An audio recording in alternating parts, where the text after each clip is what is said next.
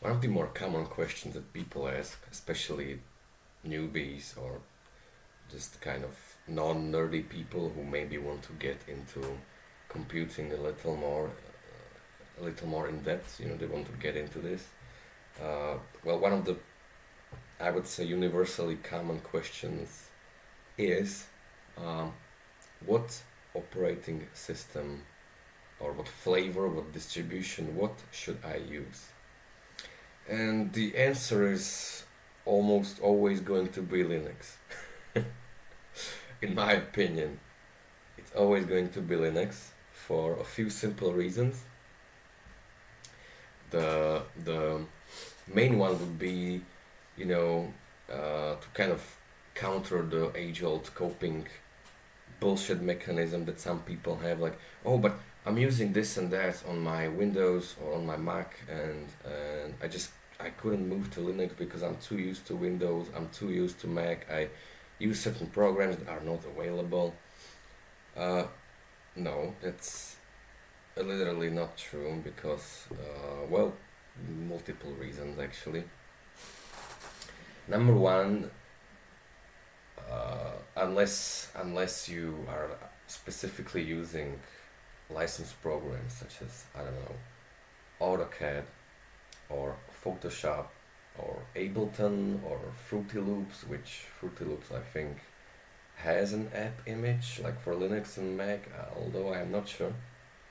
But unless you are using these, which even then I'm going to explain why it doesn't matter because you have alternatives basically. But assuming you are using these programs, right? What stops you from using virtualization? Or what stops you, which is probably going to be my main point, from using alternatives, free and open source alternatives?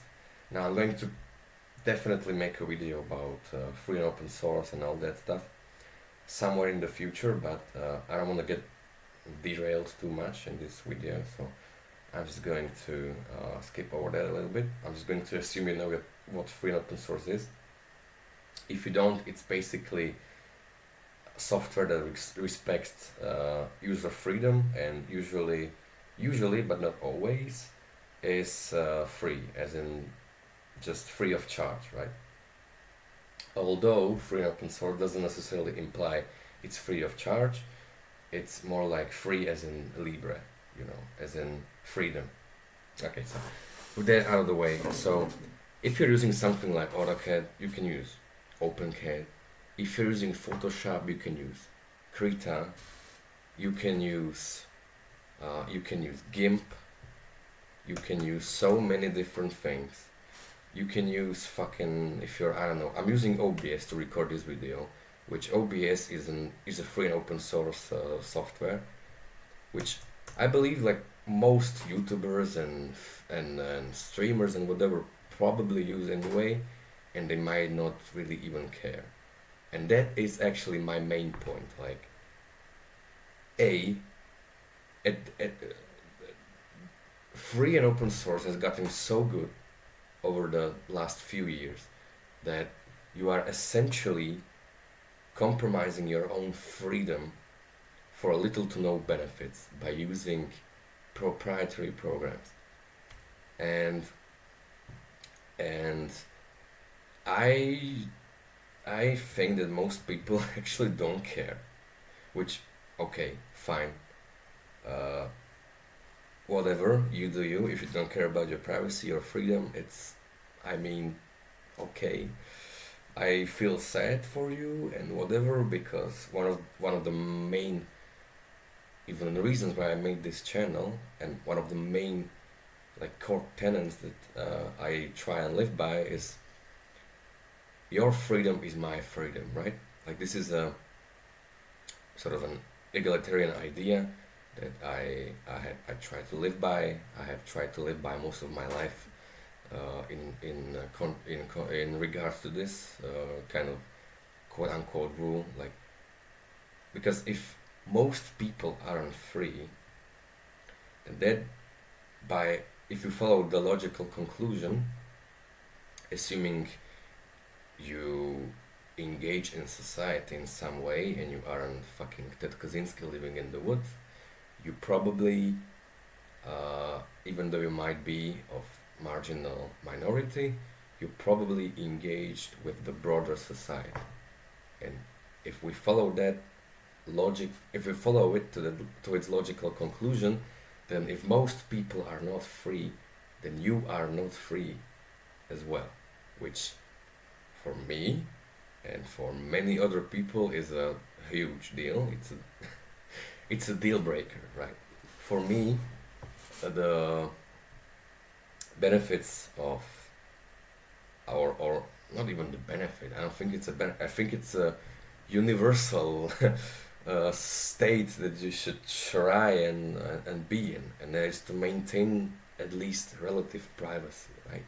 Because when you start to lose privacy, and this has been explored obviously in all sorts of media from Blade Runner to 1984, but when you start losing privacy, usually usually it does not end well. I would say it never ends well when you give up your privacy, but there are people who argue even for authoritarianism, which is literally unbelievable for someone like me. Now, I don't want this video to get overtly political. I will probably do that in the future, but not this particular video, right? Anyway, yeah, that's probably a good enough intro. Basically, you are giving up your freedom for little to no benefit by using proprietary software, and that proprietary software is usually, I'm not claiming always, I do not have the metrics to back this up, but from my personal experience, proprietary software is usually worse. And the logical conclusion, or the explanation that I want to say I came up with, but that makes sense to me, is the reason why proprietary software is so much worse, keyword worse, than free and open source programs in terms of usability. Okay, I'm not even counting in the equation the privacy aspect, just usability, just user freedom to do what they want with the program. It's usually extremely limited. When we look at something like Windows or even Mac, Mac OS is a little better, but Windows is so freaking bad nowadays that it's not really a fair comparison, right? But whatever. When we look at a proprietary operating system like Windows, we see just outrageous shit, like you barely can change anything about your desktop. Like if you take a look at my desktop right here, right, everything here is custom put. Everything here I did by myself, right? I chose to use KHD Plasma. I chose to use Endeavour OS, which is which is basically just a fancy installer for Arch, which I will get into. So basically I'm using Arch, right? Which, yeah, haha, I use Arch, by the way. Meme, let's get it out of the way quickly. But everything that you see on my desktop was put there with intent and with specifics in mind. Like, sure, I got lazy in some aspects. I'm using a predefined toolbar, but mostly the programs, especially the programs, all of them I had to install, right? Sorry. I made the conscious choice to install all of these programs, right? From NeoVim to GIMP to LMMS to Spotify to Brave to OBS Studios, I made the decision to install these programs on my computer.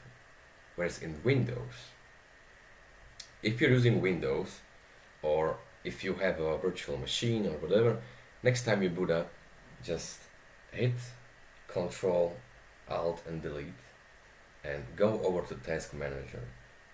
The amount of shit you will see there, it's unbelievable to me.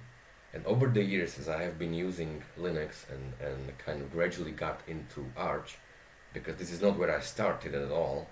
I used to be a Ubuntu user, then I went over to OpenSUSE, and then I ended up at Manjaro, which I have used for a little while, and I do believe it's decent, but lately I have seen some very concerning behavior that it's starting to mirror some of the more corporate based or corporate backed distributions out there, which is something I am always cautious about. So I have decided to just use Vanilla Arch, and then I discovered that Endeavour OS, this little beauty, exists, which is basically a fancy installer for Arch, and I've been using it for about 2 months maybe now, and I could not be happier. It saved me the time of just installing Arch the Arch way, which is, let's be honest, it's kind of tedious when you've done it for 100 times, and it takes a lot of time, right? It was simple. It uses the Calamares install, which, if you have ever used Debian or Ubuntu or virtually almost any distro out there, you have probably used the Calamares install. It's nice. It has a pretty GUI. It lets you use the distro before you install it. It's just very nice. So yes, I got lazy, but I don't care. This is my personal laptop, so I decided to just skip the pain a little bit and go with Endeavour, which, by the way, if you are actually looking for an answer about the what distro to use question, I am confident enough to recommend Endeavour OS to newbies. And the reason for that is the Arch Wiki, and specifically, or also the Endeavour OS Wiki, or the Endeavour OS help, which, let me just pull it up real quickly. Endeavour quick start. No, this is not what I want. The welcome installer. This might be one of the best, most useful pre-installed scripts I have ever seen in my entire life of using Linux and just being in the IT world. Like, this is fucking awesome. Basically, what happens after you install Endeavour is you are greeted with this GUI script, and basically all the information, all the software installation that you might, and you definitely will have to if you plan on actually using it, your distributions for something, all of this can be found in this script. You can update mirrors, you can update your system from here, you can update Yay, which Yay is absolutely awesome in my opinion. It's probably the best Arch user repository installer out there, just in general. You can change your display manager, you can do so much, and I appreciated this so much more because it's almost like the developers intended this OS to be for people like me who want to use Arch, like Arch, enjoy Arch, blah blah blah, but are a little lazy or just don't have much time. And this is one of those quality of life improvements that I cannot stress enough how cool that is to see in a community driven, non-corporate backed, I have to emphasize this, not corporate backed, but community driven, just enthusiasts who continually push this and just create awesome stuff out there. I really love it. And if there's one thing that I want people to take from this video, it's do not use proprietary software. That's point one. And point two, if you're looking for a decent, stable but rolling distribution for your personal laptop or desktop or whatever, look into Endeavour OS. It's amazing. It's as close to Vanilla Arch as you can possibly get without getting into the scary iffy territory, whilst genuinely improving on your experience of using Arch. So definitely